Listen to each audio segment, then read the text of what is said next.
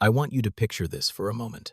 A country ringed with radar, missile batteries powered on, screens glowing, and yet not a single interceptor leaves the ground. Venezuela's air defenses did not fire, not because they were destroyed, not because they were blind, but because, at the decisive moment, the system could not decide. This is where modern war no longer looks like war. No explosions, no dogfights, just silence heavy, intentional silence. What you are witnessing is not restraint. It is not incompetence. It is the outcome of a conflict already won upstream inside information flows, command chains, and political psychology. Today, military power is no longer measured by what you can destroy, but by what you can make impossible to choose. If this sounds unsettling, it should, because this logic is reshaping every future conflict, including those that will never be declared. Stay with me, because to understand why no missile launched, we first need to understand what war has quietly become. Before we go any further, we need to be precise about the question we are actually asking. This is not a story about air defense technology. It is not a story about Russian missiles versus American aircraft. And it is certainly not a story about a system that failed. The real question is simpler and far more uncomfortable. How does a state lose the ability to authorize violence while still possessing the means to do so? In classical warfare, the logic was straightforward. You detect the threat, you identify it, you engage it. Fire follows sight. But in the Venezuelan case, that sequence never completed. Detection existed, tracking existed, capability existed. What vanished was the political and strategic space in which firing made sense. That disappearance is not accidental. It reflects a deeper transformation in how power is exercised away from physical confrontation and toward control over decision environments. When engagement itself becomes strategically catastrophic, inaction becomes the only rational option. And once we recognize that, the silence of Venezuela's air defenses stops being a mystery and starts becoming a clue. To follow that clue, we need to step back and trace how warfare quietly evolved to this point. To understand that evolution, we have to step away from Venezuela and move backward in time.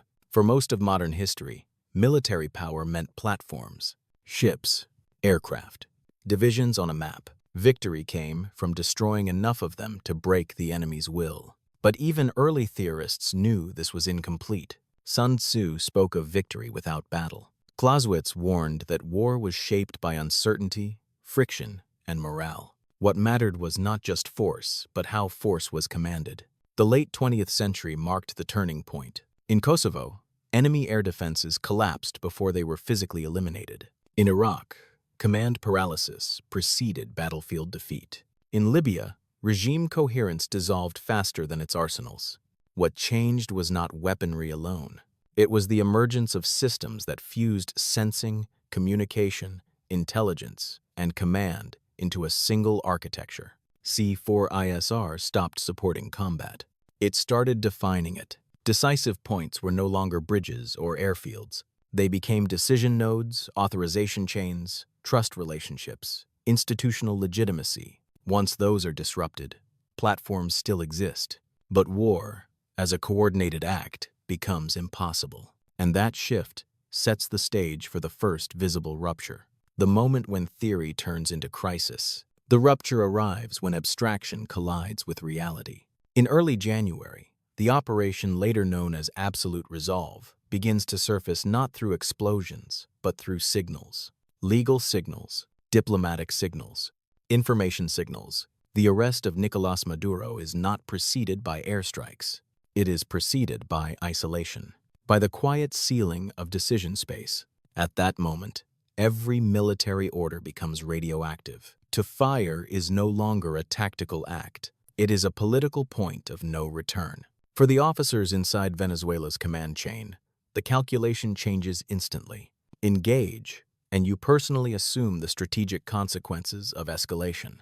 Do nothing, and the system survives one more minute. This is the first crisis, not a battlefield crisis, but a sovereignty crisis. Because air defense is not a machine. It is an authorization ritual, and that ritual collapses when the authority behind it becomes uncertain, contested, or informationally encircled. Victory is achieved not by forcing a reaction, but by making every possible reaction disastrous.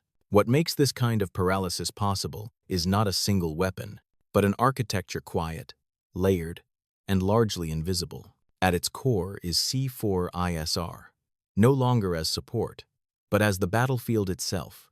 Sensors do not simply detect, they fuse, they predict, they compress time.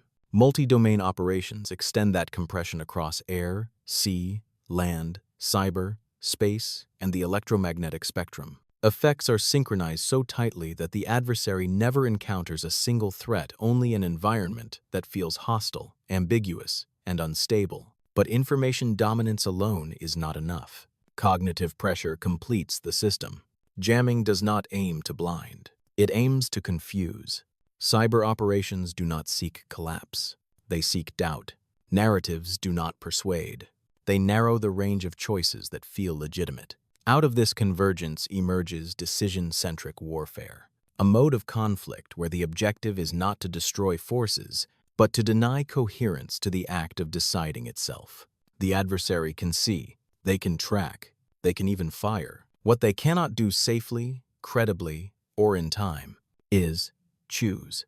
The second crisis does not announce itself with sirens. It arrives as compression. Time collapses inside the command structure. Information accelerates. Ambiguity multiplies. Venezuela's air defense network still exists on paper. S-300 batteries remain in place. Radar tracks still form. But the vertical chain that transforms detection into authorization begins to seize. Every delay compounds risk. Every decision now feels irreversible. Fire and you trigger escalation you cannot control. Wait and you preserve deniability for one more moment. This is not indecision. It is rational paralysis under extreme asymmetry. Because in a decision-centric conflict, initiative flips its meaning. The first mover no longer gains advantage. The first mover exposes themselves. No one wants to be the node where history assigns blame. This is the loss of safe agency. And once safe agency disappears, military systems stop functioning as instruments of power and become liabilities. Now shift the lens from systems to people, because somewhere behind those radar screens, you are standing watch, not as a theorist, not as a strategist, but as a human being inside a collapsing decision chain. You are trained to follow orders, but now the order never comes, and acting without it could define the rest of your life. If you fire, you are no longer a soldier. You are a political actor. You own the escalation. You own the consequences. If you do nothing, you survive the night. This is how decision-centric warfare reaches its deepest target. Not hardware, but human risk perception. Silence becomes safety. Inaction becomes discipline. Modern conflict is no longer fought primarily against armies. It is fought against the people who must decide for them. And once individual paralysis sets in, the effects do not stop at national borders. What happens next is not containment. It is propagation. Decision paralysis ripples outward through alliances, markets, and strategic assumptions. When a regional military power demonstrates that its defenses can be neutralized without a shot fired, deterrence shifts. Silence becomes a signal. For rivals, it is a warning. Hardware parity no longer guarantees security. For allies, protection is no longer about interceptors. It is about integration into resilient decision architectures. Power concentrates around those who can synchronize domains, compress time, and shape cognition without crossing kinetic thresholds. The battlefield expands, not geographically, but cognitively. And once that happens, conflict is no longer about who fires first. It is about who decides and who never gets the chance. From here, the future does not move in a straight line. It branches. One path is adaptation. States redesign command for resilience. Decision paralysis becomes harder to induce. Another path is asymmetry. Decision dominance concentrates in a few architectures. Crises multiply but remain invisible. The third path is breakdown. Command chains hollow out. Leaders hesitate. Mid-level actors act alone. Silence becomes dangerous. These are not predictions. They are structural consequences of a world where decision space is the battlefield. Whoever shapes that space earliest long before the first shot, defines what outcomes remain possible. Power, in this new era, no longer announces itself with force. It operates quietly by narrowing futures. Venezuela's air defenses did not fail. They revealed the true battlefield of the 21st century, the decision horizon. Those who dominate it do not need to destroy. They preempt, command by denial, victory by paralysis, war resolved before it is declared. This is why the silence matters. Because sovereignty is no longer defined by what a state owns, but by what it can still choose under pressure, under ambiguity, under time compression.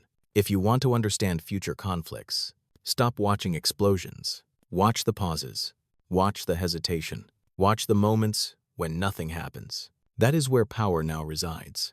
And if you want to stay ahead of the next conflict, stay here.